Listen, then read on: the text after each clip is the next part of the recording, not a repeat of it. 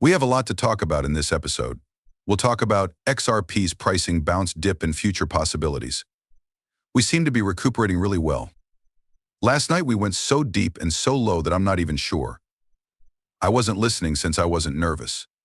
I'll explain why we will be looking at the just published interview, eToro and Brad Garlinghouse. It was made accessible.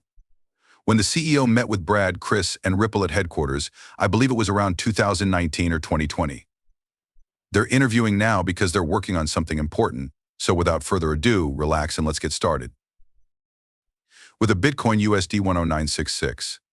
At 3,682, Ethereum is down 2.83% from the previous day. It is currently less than 4.9%.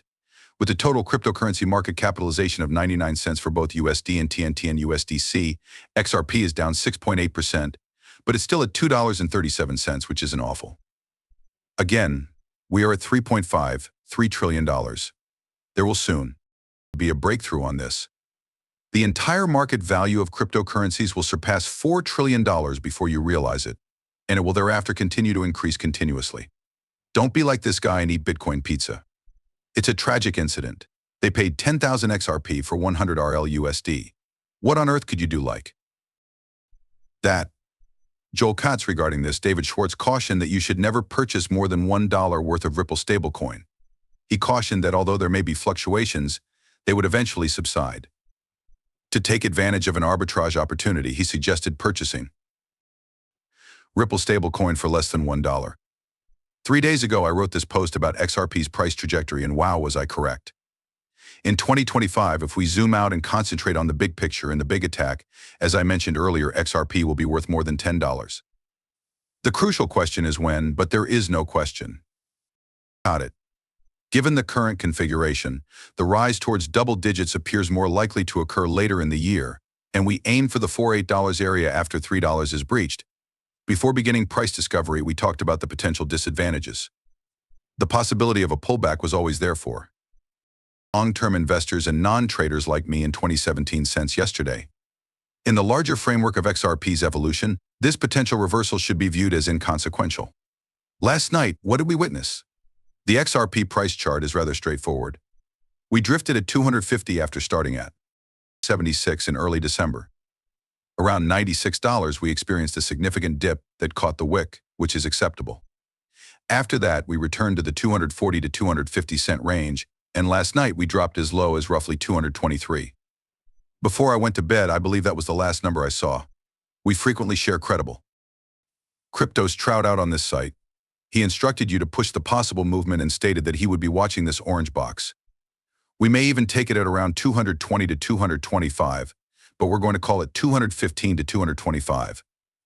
When it struck last night, what did he do? It's really easy. He invested heavily in XRP. At 223, he went long.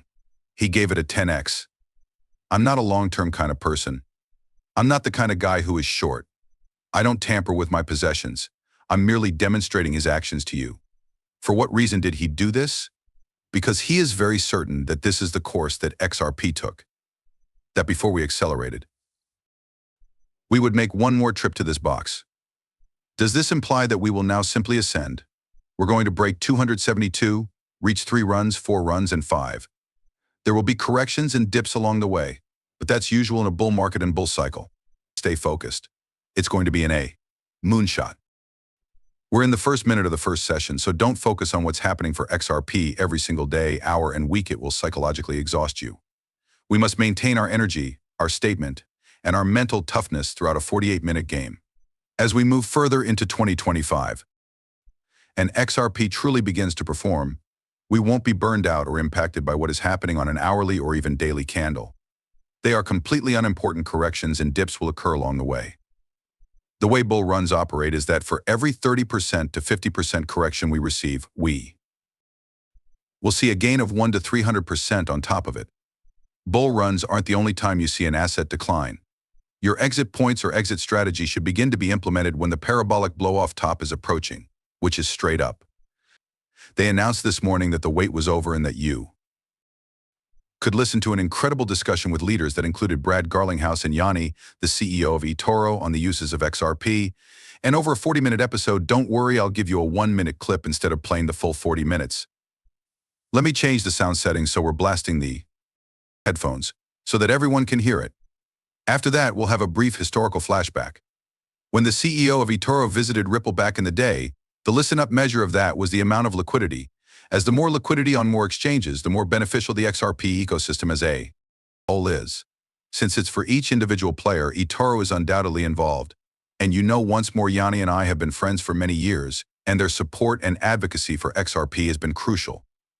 We're definitely lucky that XRP is currently featured on about 600 or 700 exchanges worldwide, including yours. As you are aware, we work with our products to answer your inquiries and collaborate with several global exchanges to facilitate enterprise onboarding and offboarding.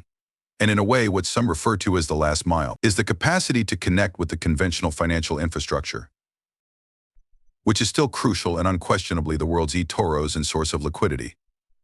And to be honest, simply educating people through activities like these helps those who are interested in learning more. I believe that the ecosystem surrounding what is happening is extremely valuable. We need assistance. And educating people about the ecology is crucial. Yes, exactly. Additionally, as Brad states, the more exchanges there is, the more liquidity there is, and the older the more beneficial. For each individual participant who remembers this image, the entire XRP ecosystem exists. So that we can do a little flashback, let me blow it up. We'll see whether the tweets are still visible. He also visited the offices of Ripple in San Francisco to speak with Brad Garlinghouse, who remembers this in France. Naturally, this is eToro's CEO, Brad Garlinghouse. Yes, that did occur in 2019. Between eToro and Ripple, something is bubbling and cooking. There will be a significant occasion. Keep in mind that as we become more valuable on the ledger, the price of XRP rises. That is also a crucial element of one of the main objectives of the stablecoin. The substantial volume it will contribute to the ledger will cause an increase in both the price of XRP and the liquidity on the XRP ledger.